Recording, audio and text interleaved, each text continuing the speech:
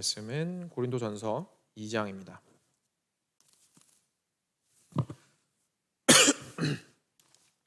고린도전서 2장 1절부터 5절까지 말씀.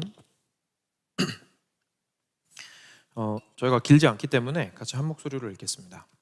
신약 성경 264페이지에 있습니다. 2장 1절부터 5절입니다.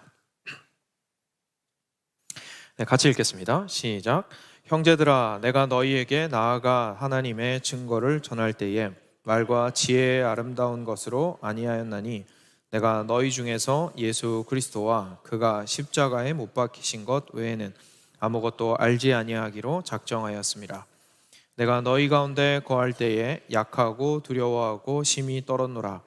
내 말과 내 전도함이 설득력 있는 지혜의 말로 하지 아니하고 다만 성령의 나타나심과 능력으로 하여 너희 믿음이 사람의 지혜에 있지 아니하고 다만 하나님의 능력에 있게 하려 하였노라. 아멘. 네, 제가 잠깐 기도하겠습니다. 내 말과 내 전도함이 설득력 있는 지혜의 말로 하지 아니하고 다만 성령의 나타나심과 능력으로 하여 너희 믿음이 사람의 지혜에 있지 아니하고 다만 하나님의 능력에 있게 하려 하였노라. 사랑하는 주님, 사도 바울이 인간으로서 하나님의 말씀을 전하였으나 그 말씀이 인간의 말로 멈추지 아니하고 그치지 아니하고 하나님의 능력이 되었던 것을 저희가 보게 됩니다. 하나님, 어떻게 이 땅을 살아가는 우리들에게 인간 설교자를 통하여 전달되는 그 말씀들이 우리 안에서 역사하는 하나님의 능력이 되는지를 깊이 있게 깨닫는 시간 되도록 하여 주시고, 이 시간들을 통하여서 저희들이 더 주의 말씀을 사모하며 주의 말씀으로 인하여서 변화되어가는 귀한 시간 되도록 하여 주시옵소서. 감사하며 예수 그리스도의 이름으로 기도드렸습니다. 아멘. 네, 오늘은 고린도전서 2장 1절부터 5절 말씀으로 설교, 사람의 말이 하나님의 능력이 되다라는 제목으로 같이 말씀 나누겠습니다. 지난 2주 동안 좀 특별한 시간을 가졌습니다. 지지난주에는 이제 부활절 연합예배를 통해서 허민우 목사님 귀한 말씀을 함께 들었고요.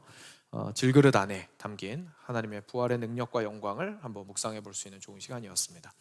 지난주에는 김용호 목사님 귀한 발걸음 해주셔서 저희들에게 말씀 나눠주신 대로 저희가 부르심을 받은 자들로서 하나님의 참 교회를 어떻게 섬겨야 하는지에 대해서 다시 한번 생각해 볼 수 있는 귀한 시간이었습니다. 그 전에 제가 설교를 했을 때 혹시 어떤 설교를 했는지 기억하시는지 모르겠습니다. 우리가 설교를 듣는 사람의 입장에서, 그렇죠? 듣는 사람의 입장에서 어떻게 들어야 할까에 대해서 좀 살펴보았습니다. 그래서 오늘과 같은 본문 그리고 그 앞에 서두에서 제가 말씀드렸던 거 기억하시는지 모르겠는데 원래는 이 5절까지 다 하고 싶었는데 1, 2절만 나눴다는 거 기억하시는 분 있을 것 같습니다. 그래서 1, 2절을 저희가 좀 리마인드하는 측면에서요, 한번 같이 읽고 짧게 리마인드를 하고 넘어가도록 하겠습니다. 1절, 2절 다시 한번 읽어볼까요? 시작.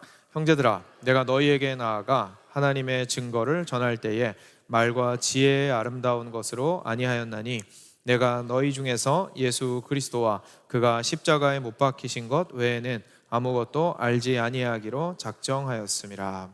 아멘. 네, 기억하시겠지만 그 핵심은 사실 간단했습니다. 십자가의 복음이라는 것은 사람이 자기 지혜로 알 수 없는 것이고 그 내용을 알았다 할지라도 전혀 아름다워 보이지 않는 것입니다. 그래서 그것을 전도에 미련한 것, 다시 말해서 이런 설교나 하나님의 말씀을 전파하는 방식을 통해서 십자가의 복음이 전달되기를 하나님은 기뻐하셨습니다. 그래서 우리가 설교를 듣는 사람 입장에서도 항상 설교를 그냥 단순하게 내 삶에 이번에 어떤 좋은 말씀을 좀 들을까, 이제 이런 자세보다는 그리스도의 십자가를 어떻게 하면 더 잘 이해하며 그것이 어떻게 내 삶의 중심을 차지할 수 있을까라는 관점으로 설교를 들어야 한다는 것이 핵심이었습니다. 그런데 그때도 말씀드렸듯이요, 이것을 그냥 이제 지나가지 않고 남은 3절부터 5절까지의 말씀을 제가 꼭 나누고 싶은 이유가 있습니다. 왜냐하면 그 설교의 내용이 중심이, 설교 내용의 중심에 그리스도의 십자가가 위치하는 것이 너무너무 중요하지만 그것만 가지고는 모든 문제가 해결되지 않기 때문에 그렇습니다. 또 남은 문제가 있습니다. 그리고 그 남은 문제를 오늘 본문이 보여줍니다. 그래서 오늘은 특별히 4절과 5절에 좀 집중을 해서 함께 살펴보려고 합니다. 그럼 뭐가 남았을까요? 제가 이 예를 하나 들어드리면 바로 이해가 되실 겁니다. 여러분 한번 좋아하는 설교자도 좋고요. 아니면 그냥 상상 속의 설교자도 좋습니다. 그냥 좋은 설교자 한 명을 한번 떠올려 보시죠. 설교자가 설교 준비를 아주 열심히 했습니다. 이 설교자가 그냥 단순하게 열심히 준비한 것이 아니라 그리스도 중심으로 설교를 잘 준비했습니다. 그래서 지난번에 저희가 설교의 핵심에 그리스도의 십자가가 있어야 한다는 그 말씀과 같이 이 설교자는 정말로 그리스도의 복음 중심으로 뿌리를 받고 십자가의 정신을 잘 전달하기 위해서 애썼고, 그리고 성도님들의 삶도 다 헤아려서 어떻게 하면 잘 적용할 수 있을지를 애써서 열심히 한 편의 설교를 준비를 했습니다. 자, 그 설교를 우리가 듣게 됩니다. 그렇죠? 그 설교를 듣게 되는데요. 여러분, 그러면 제 질문은 여기서 시작됩니다. 그러면 이 설교는 좋은 설교입니까? 내용이 굉장히 좋습니다. 그렇죠? 내용이 굉장히 좋습니다. 그냥 단순히 좋은 게 아니라 성경적으로 봐도 올바릅니다. 그러면 좋은 설교일까요? 이 질문을 왜 드리냐면요, 이런 문제가 있기 때문에 그렇습니다. 만약에 설교를 좋게 만드는 것이 이 설교 참 좋다 라고 말하는 것이 단지 내용이 옳으냐 그르냐의 문제라면 사실 굳이 이 자리에 나와서 설교를 듣지 않으셔도 될 겁니다. 그렇죠? 인터넷에 바르고 올바른 설교 정말 많습니다. 그냥 들으시면 되겠죠. 그리고 그거 듣고 그냥 내가 삶으로 살아나가면 될 겁니다. 그리고 이제 우리는 더 심각한 문제에 봉착해 있습니다. 심지어 유튜브에서 설교 듣는 것만 가지고 문제가 아니라 이제는 누가 설교를 써냅니까? 인공지능이 설교를 써낼 수 있는 시대를 우리는 살아가고 있습니다.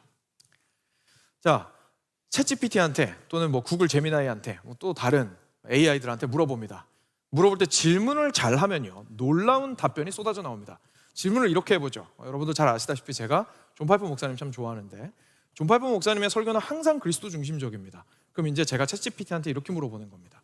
너 존 파이퍼 목사님 알지? 존 파이퍼 목사님의 신학과 성경적인 관점에 입각해서 오늘 로마서 12장 1절과 2절을 해석하고 본문 주해를 곁들이고 두세 개 정도의 예화를 잘 추가한 다음에 현대의 문제를 잘 반영할 수 있게 40분 정도 분량으로 설교문을 써줘 라고 하면 뭐가 나올까요? 탁월한 설교문이 나옵니다. 2분 안에 나옵니다. 2분도 아니죠. 몇십 초 만에 나옵니다. 요즘 더 빨라져서. 내용이 완벽한 설교가 나옵니다. 그냥 단순하게 좋은 설교 써줘라고 하면요, 좀 엉망으로 쓸 수도 있습니다. 근데 제가 방금 말씀드린 것처럼 확실한 근거와 확실한 참고 자료와 확실한 방향성만 설정해주면 AI도 확실하게 그리스도 중심적인 설교를 써냅니다. 좋은 내용이 좋은 설교를 만든다면 AI가 쓴 그 설교는, 질문 드리겠습니다, 좋은 설교입니까? 어려워지죠. 그죠?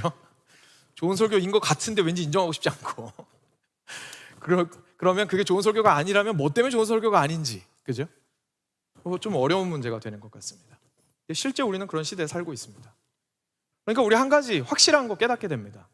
좋은 설교 내용만 가지고 설교가 좋아지는 건 아니라는 사실입니다. 설교를 설교로 만드는 것에는 다른 요소가 있습니다. 단순히 정보 전달이 아니기 때문이죠. 오늘 사도 바울이 본문에 그것에 대해서 이야기를 해주고 있습니다.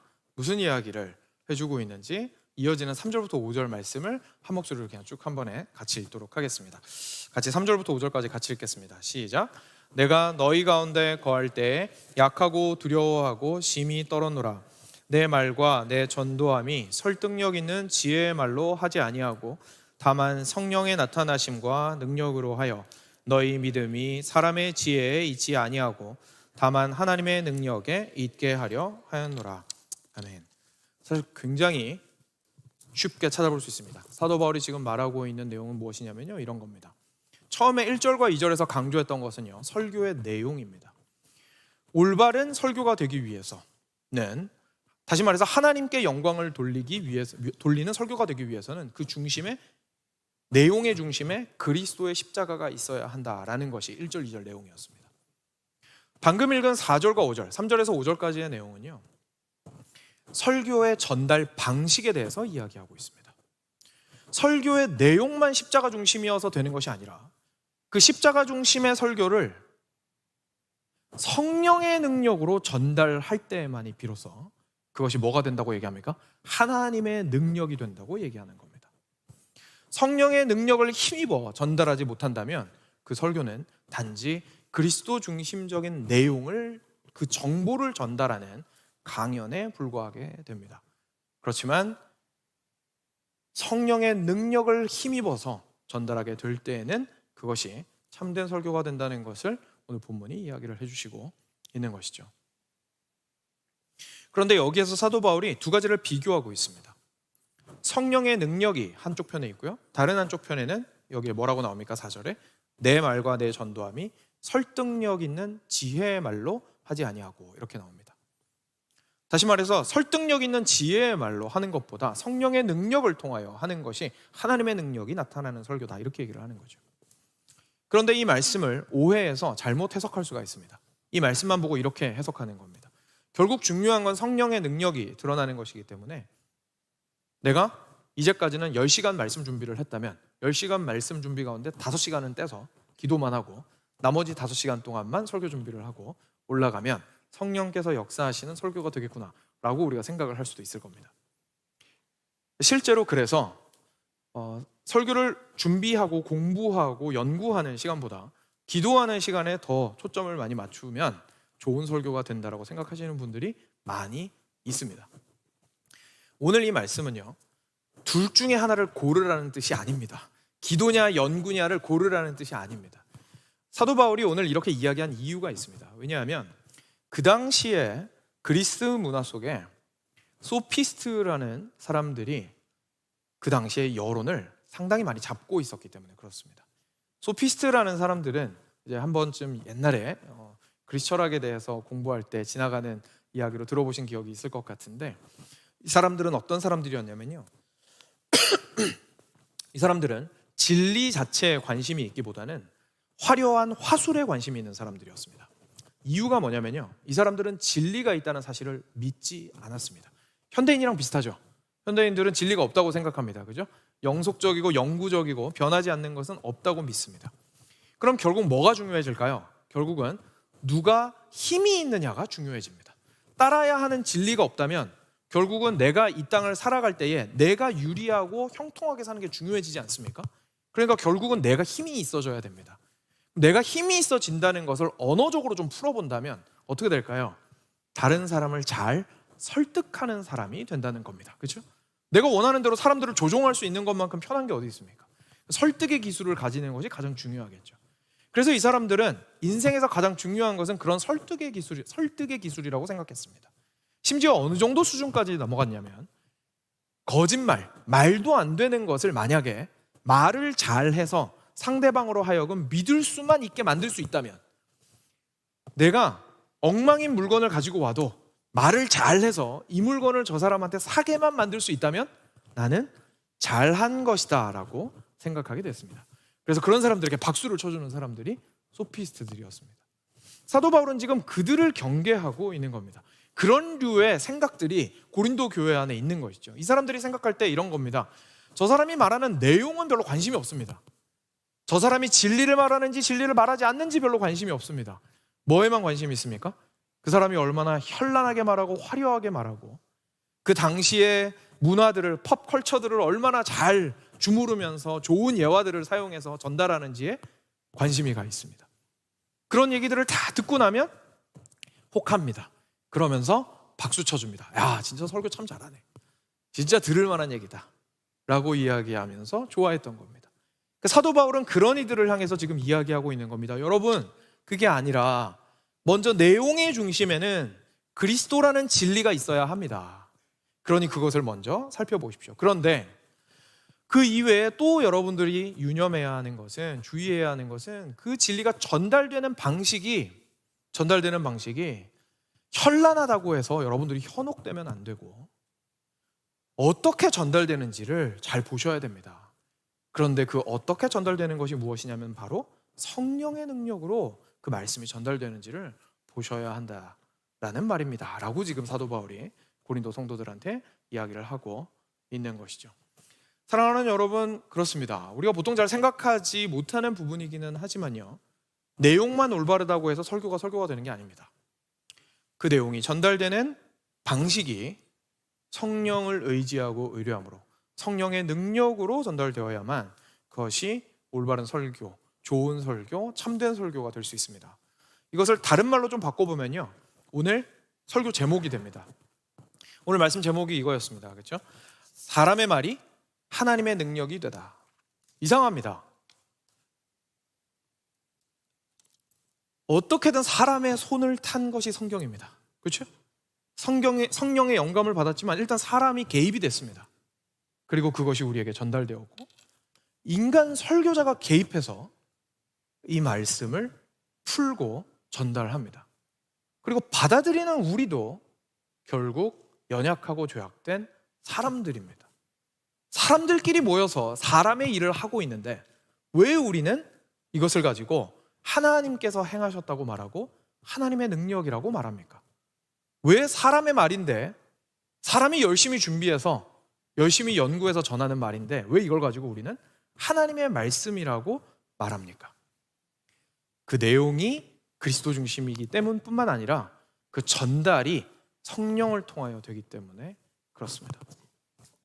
그래서 사람의 말을 하나님의 말씀으로, 하나님의 능력으로 변화시키는 것은 성령 하나님의 역사라는 사실을 우리가 오늘 말씀을 통해서 깨닫게 되는 것이죠. 이 사실을 여러분들 꼭 기억하셨으면 좋겠습니다. 자, 이제 조금 더 이 질문을 한 단계 더 푸시를 해서 조금 더 깊이 있게 생각을 해보겠습니다.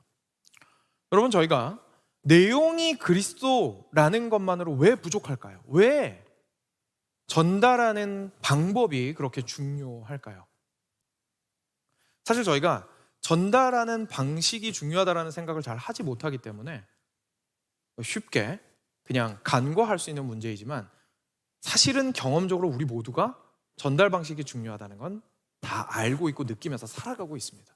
제가 간단한 예를 하나 들어드리겠습니다. 우리가 자녀들한테 사랑한다고 얘기합니다. 그렇죠? 아니면 애가 이제 꼬맹이가 땡깡을 부려요. 엄마 사랑한다고 말해줘. 그죠? 땡깡을 피웁니다. 그러면 우리가 얘기합니다. 사랑해 라고 얘기합니다. 사랑한다라는 그 말에는 내용이 있습니다. 그렇죠? 사랑한다라는 그 말이 담고 있는 내용은 그리고 참 아름답고 좋은 것이고 심지어 숭고하기까지 한 것입니다. 사랑은 너무너무 귀한 것이죠. 그런데 말할 때 내가 눈을 안 마주쳐요. 쳐다보지도 않아요. 등 돌리고 말해요. 그리고 던지듯이 얘기합니다. 뭘 그래. 엄마 사랑한다고 해줘. 사랑해. 그죠? 그리고 나서 뭐라고 얘기합니까? 야, 근데 숙제는 했어? 야, 너 근데 그리고 나서 걔랑 싸우고 나서 화해는 했어? 아이에게 다른 이야기들을 덧붙입니다. 사랑한다라는 내용은 있는데 사랑한다라는 내용이 사랑의 용기에 담기지 않아서 전달되어서 듣는 사람으로 하여금 사랑으로 느껴질 수 없게 만들었습니다. 이것이 그냥 단순하게 그때만의 에피소드로 끝나는 것이 아니라 이런 일들이 계속 지속되게 되면 결국 더 심각하게 아이는 어떻게 받아들이게 됩니까? 사랑한다고 말할 때마다 내 마음엔 그 말이 어떻게 들립니까? 나 너 사랑 안 해로 들립니다. 그렇죠? 왜냐하면 실제로 사랑한다라고 말을 하면서도 포장지는 전혀 사랑하지 않는 모습으로 전달을 했기 때문에 전달받는 사람 입장에서는 사랑은 전혀 전달되지 않은 것이죠. 방식이 굉장히 중요하다는 사실을 저희가 보게 됩니다. 내용이 없고 껍데기만 있는 것도 문제이지만 내용만 있고 껍데기가 합당하지 않을 때에 우리의 메시지는 와전될 뿐만 아니라 심지어 반대로 받아들여지게 됩니다. 그런데 복음을 이렇게 전했다고 한번 생각해 보십시오. 그리스도의 복음을 전합니다. 그리스도의 복음이라는 것은 우리가 그리스도만으로 구원받았다라는 사실을 전달하는 것입니다. 방금 읽었던 오늘 말씀 중에도 5절 말씀에 이렇게 나와 있죠. 너희 믿음이 사람의 지혜에 있지 아니하고. 사도 바울이 결국 전하고 싶었던 것은 여러분들의 믿음이 중요합니다. 여러분들의 믿음이 중요한 이유가 무엇이냐면 여러분들의 행위로 구원받는 것이 아니기 때문입니다. 여러분들이 믿음으로 구원받는다라는 것은 예수 그리스도께서 하신 일을 은혜로서 온전히 받는다라는 뜻입니다. 라는 걸 지금 강조하고 싶습니다. 그렇죠? 그런데 그것을 강조하는데 도리어 강조하는 모든 과정들은 뭘 강조해요? 인간의 노력을 막 강조해요. 예를 들어서 다그치고, 그리고 인간의 노력만을 강조하고 왜 그것밖에 못하냐고만 얘기하고, 은혜를 은혜로서 전달하지 못하고 사람의 행위가 중요하고 너의 열심이 부족하다는 방식으로 막 계속 얘기를 합니다. 또는 자기 자신의 영광을 추구하는 방향으로 얘기를 합니다. 내가 이렇게 좋은 메시지를 전하니까 너희들이 내 얘기를 들어야지 라는 방식으로 전달을 합니다.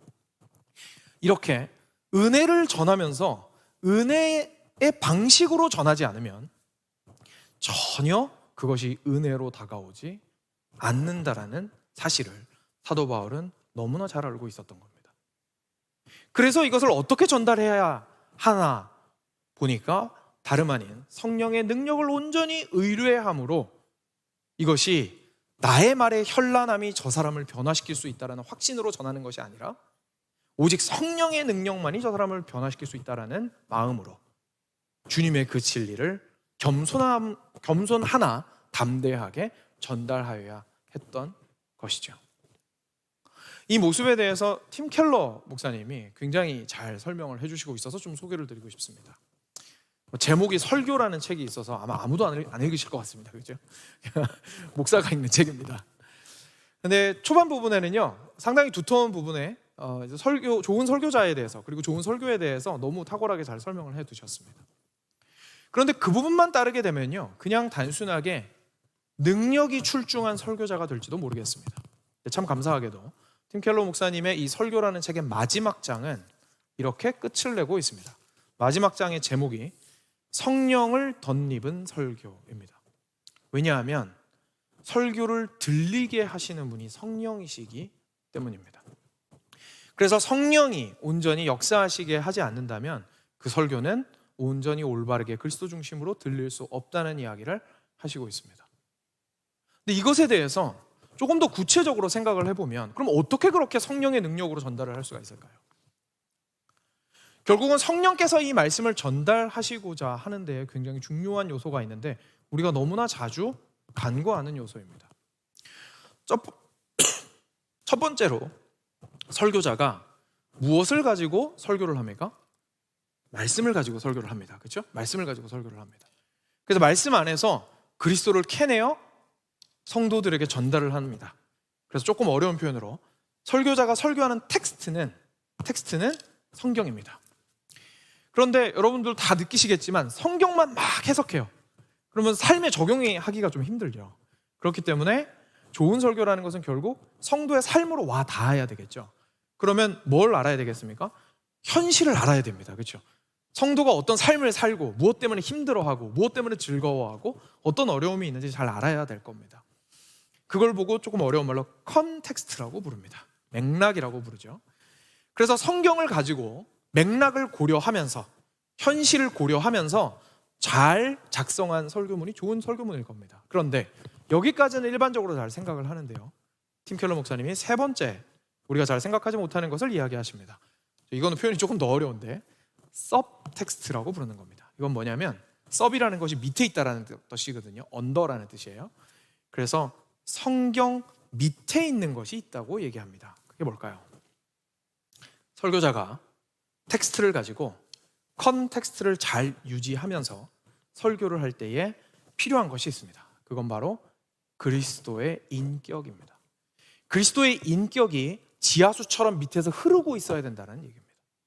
그리스도의 인격이 흐르고 있을 때 전달되는 텍스트가 컨텍스트를 고려하면서 설교로 나오는데, 그 나올 때 우리가 콕 집어서 어디가 그리스도의 인격을 닮았다라고 말할 수는 없지만 그 말투와 그 분위기와 그 모든 것에서 그리스도의 은혜를 사모하며 그리스도의 은혜를 가장 존귀하게 여기고 그리스도의 영광을 가장 높이고자 하는 사람이라는 것이 그 말과 모든 분위기 속에서 드러나게 된다는 뜻입니다. 그래서 이것이 그 무엇보다도 중요하다고 이야기를 하는 거죠.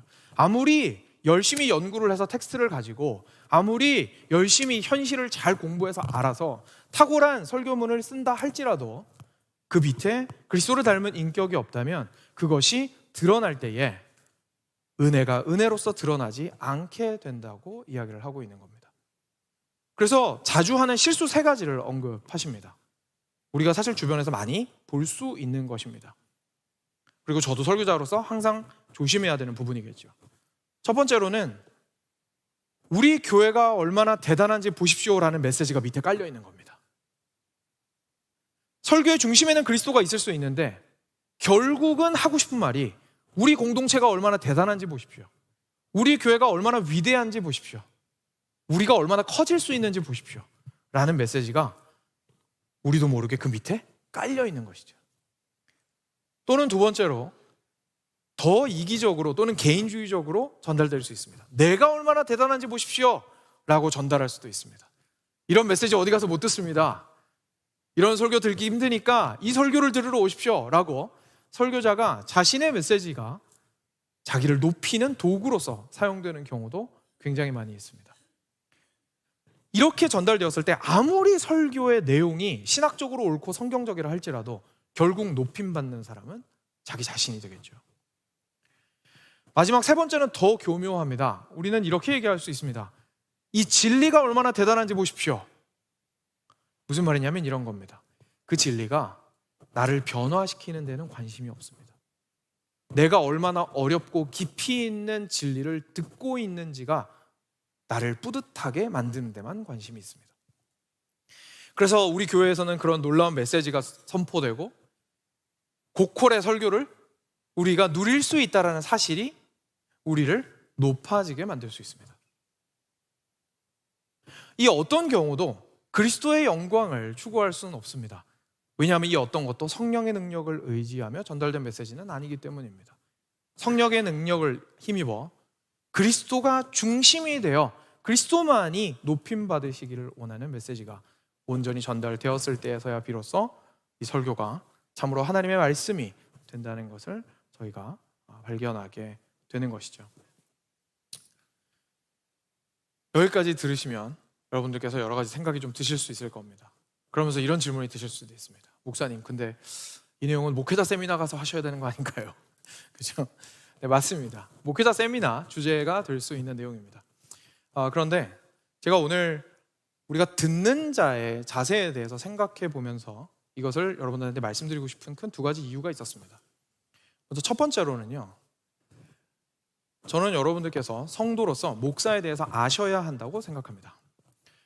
목사가 설교를 어떻게 준비하는지, 그리고 설교란 무엇인지, 그리고 목사의 주된 역할이 무엇인지는 비밀이 아닙니다.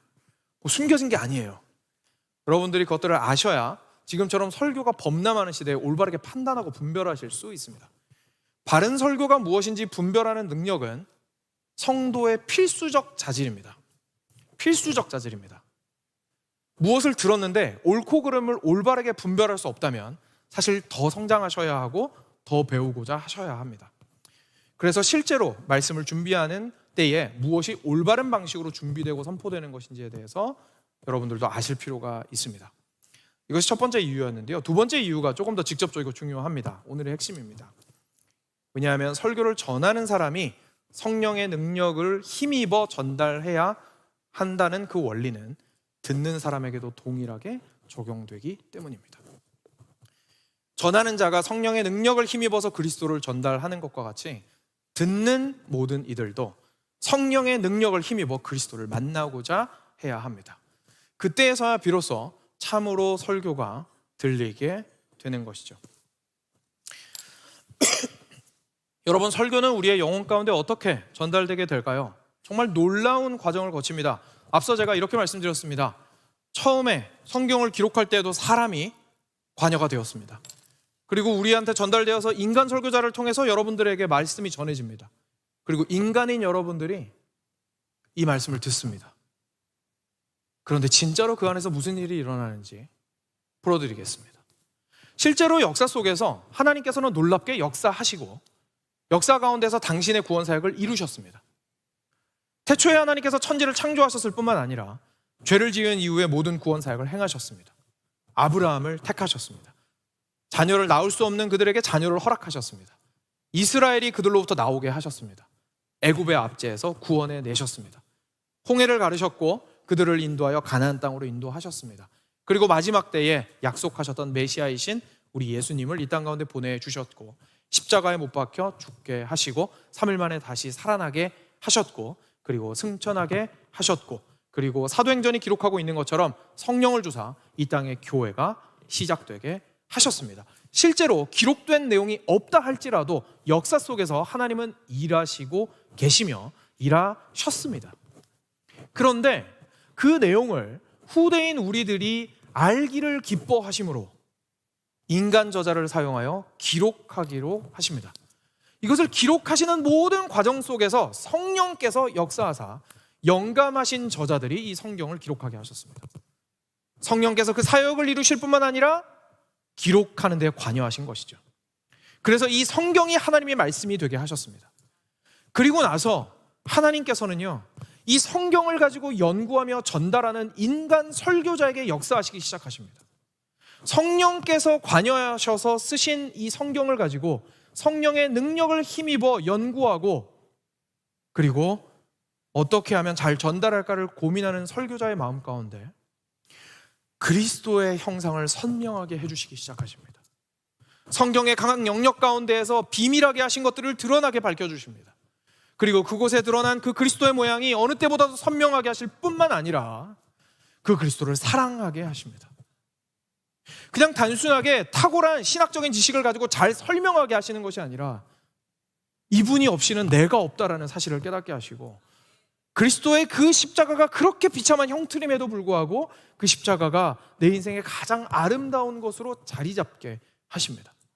그리고 그 사랑이 커져서 그 사랑을 너무나 전달하고 싶은 마음에 사로잡혀 가슴이 불타게 하십니다. 그리고 그렇게 그 뜨거운 마음을 가지고 있는 능력이 많은 사람은 많은 대로, 적은 사람은 적은 대로 자신의 지혜를 성령을 의뢰함으로 활용하여 설교를 준비합니다. 그리고 나서 전합니다. 성령을 의뢰함으로. 그런데 그때에 여러분, 성령께서 놀랍도록 행하시는 일이 있으니 바로 듣는 이들 마음 가운데 역사하시기 시작하시는 것입니다. 성령께서 성경을 기록하셨고 준비하게 하셨습니다. 그런데 동일한 성령께서 각 영혼의 마음 가운데 내주하심으로 그 말씀이 들리게 하십니다. 그래서 선포되는 말씀만 성령의 말씀이 되게 하시는 것이 아니라 말씀하시는 분도 성령이시요 들리게 하시는 분도 성령이시게 됩니다. 베푸신 분도 성령이시요 받아 누리게 하시는 분도 성령이십니다. 그것을 밝히 빛나게 하시는 분도 성령이시요 그것을 보고 깨닫게 하시는 분도 성령이십니다. 그러니 놀라운 사실을 우리가 깨닫게 됩니다. 사랑하는 여러분, 예배의 중심에 설교를 통하여서 우리가 하나님의 말씀을 듣고자 앉아있는 이 자리에서는 무슨 일이 일어나고 있냐면 단순히 인간이 해석한 언어가 내 귀에 들려서 지성으로 이해되고 밖으로 나가서 삶으로 풀이되는 것이 아닙니다. 이 자리에서 설교의 자리에서 일어나는 일은 성령께서 당신의 구원 사역을 위하여 그리스도를 드러내기를 기뻐하심으로 말미암아 이 하찮고 죄악된 인간을 사용하셔서 우리 모두가 성령의 교통하심 가운데 하나 되도록 하시는 역사의 현장입니다. 그래서 하나님께서는 인간의 부족한 언어임에도 불구하고 성령의 능력이 전파되게 하여 주시고 그리고 동일한 성령의 능력으로 각자의 영혼 안에서 역사하시게 하여 주셔서 그 영혼이 정말 끓는 물과 같이 끓게 하시며 그 삶이 하나님의 능력으로 변화되게 만들어 나가시는 그 과정이 이 현장에서 이루어지고 있는 것이 예배의 정중앙에 있는 설교의 현장입니다. 사랑하는 여러분, 이 놀라운 진리를 우리가 깨닫게 되었을 때에 우리는 우리의 삶을 돌이켜보며 이렇게 생각할 수밖에 없습니다. 마지막으로 4가지 적용점들을 좀 나누고자 합니다. 첫 번째로는 사랑하는 여러분, 그렇기 때문에 설교를 단지 그리스도에 관련된 정보를 듣는 시간으로 생각하지 마십시오. 성경적이고 신학적으로 올바른 것은 너무 중요합니다. 하지만 그것은 기본입니다. 단지 그 내용을 듣고자 우리가 앉아있는 것이 아닙니다. 우리는 성령의 능력 안에 함께 참여하고자 이 자리에 앉아 있습니다. 그렇기 때문에 우리는 이렇게 할 수 없습니다. 설교만 예배라고 생각할 수 없습니다. 만약에 설교가, 다시 한번 말씀드리지만 내용만 좋으면 좋은 설교라면 그냥 유튜브로 설교 들으시면 됩니다. 굳이 이렇게 시간 내서 여기 나오실 필요 없습니다. 지나간 설교를 듣는 것도 어쩌면 똑같은 효과라고 생각하실 수 있을 겁니다. 그렇지 않습니다. 성령은 살아계십니다. 내가 테이프를 틀면 테이프를 트는 것과 동시에, 테이프가 아니죠, 요즘은 유튜브 플레이 버튼이죠. 플레이 버튼을 누르면 내가 플레이 버튼을 누를 때 성령께서 갑자기 역사하기 시작하시고, 내가 스탑 버튼을 누르면 성령께서 역사하시는 게 그치는 것이 아닙니다. 하나님께서 예배 가운데 그 설교를 통하여 성령 안에서 우리가 온전히 하나 되기를 기뻐하시고, 그 자리에서 하나님께서 하시는 역사가 있습니다. 왜냐하면 성령은 살아계시는 분이시기 때문에 그렇습니다. 여러분들께서 각자의 위치에서 많이 말씀 들으십시오. 너무 좋습니다. 그런데 그 말씀을 들으시는 것과 이 자리에서 성령의 능력의 역사에 참여하는 것은 그 의미가 다르다라는 것을 기억하시면 좋겠습니다. 그리고 두 번째로는 기대함으로 나오시기를 바랍니다. 왜냐하면 성령께서는 살아계셔서 지속적으로 우리에게 그리스도를 밝히 드러내 보여주기를 원하시기 때문에 그렇습니다.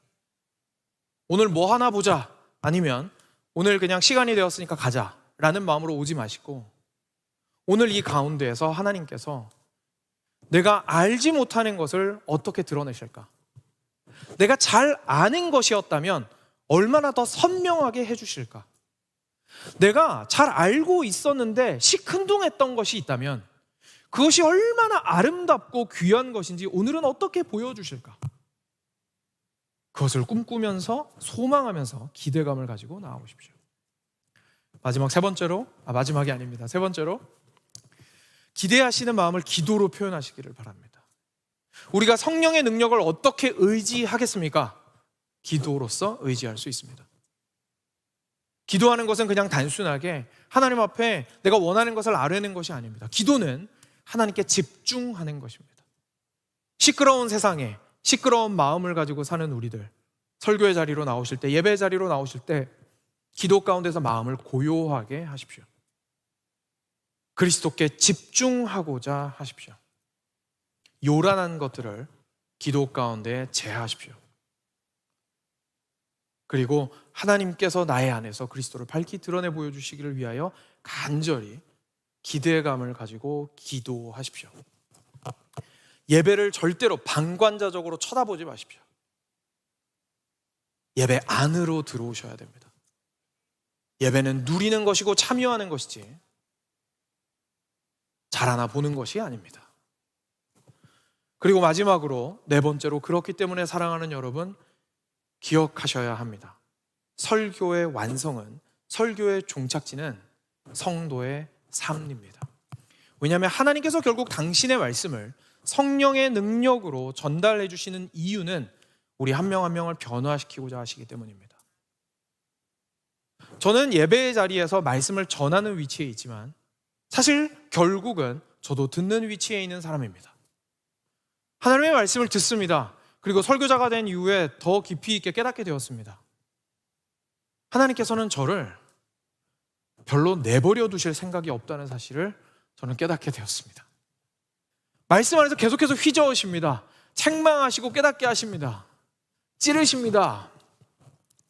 변화하지 않고는 견딜 수 없도록 계속해서 말씀하여 주십니다. 고쳤으리라고 말씀하시고 변화시킬 것이라고 말씀하시지, 네 모양이 원래 그러니까 쓰다가 나중에 또 천국에서 만나자라고 얘기하시지 않더라고요. 사랑하는 여러분, 동일한 말씀을 여러분 모두에게 하고 계십니다. 기억하십시오. 하나님께서 우리에게 말씀하셨다라는 것은, 그리고 그 말씀이 살아있고 성령의 능력으로 우리에게 전달되었다라는 뜻은, 우리 안에서 살아계신 성령께서 역사하신다라는 뜻은 절대로 내 인생을 하나님께서 내버려 두실 생각이 없다라는 뜻입니다. 하나님께서는 우리의 각자의 삶 가운데 각자의 영역에서 필요한 대로 역사하십니다. 때로는 우리의 눈을 열어서 피하고 싶었던, 도망가고 싶었던 나의 죄를 쳐다보게 하실 겁니다. 찌를 듯이 아프게 하실 겁니다. 때로는 그것 때문에 괴로울 때에 하나님께서 놀라운 용서를 우리에게 보여주실 겁니다. 때로는 좌절하고 무너져서 힘들 때에 하나님께서 참된 평안을 우리에게 허락하실 겁니다. 때로는 너무나 요란할 때에 고요한 평안함을 우리에게 허락하실 겁니다. 때로는 잘못된 평안함으로 게으름에 빠져 있을 때에 우리를 영적으로 필요한 불안함으로 이끄실 겁니다. 하나님께서는 우리를 내버려 두실 생각이 없습니다. 하나님께서는 당신의 말씀을 선포되게 하심으로 여러분들의 삶을 침노하실 겁니다. 그러니 허리띠를 졸라매고 마음을 단단히 하십시오. 피하지 말고 숨지 마십시오. 전달되는 말씀은 인간의 말이 아니라 성령의 검입니다. 그 안에서 찔리실 때에 하나님께서 살리시는 것들을 경험하시게 될 것입니다. 우리 모두가 참으로 겸손한 마음으로 하찮은 인간임에도 불구하고 사용하셔서 하나님의 말씀이 성령의 능력으로 말미암아 온전히 전파되어 당신의 은혜로 우리가 변화되게 하시는 것을 우리 베들레헴 교회 모두가 경험하시기를 주님의 이름으로 간절히 축원드립니다. 같이 기도하시겠습니다.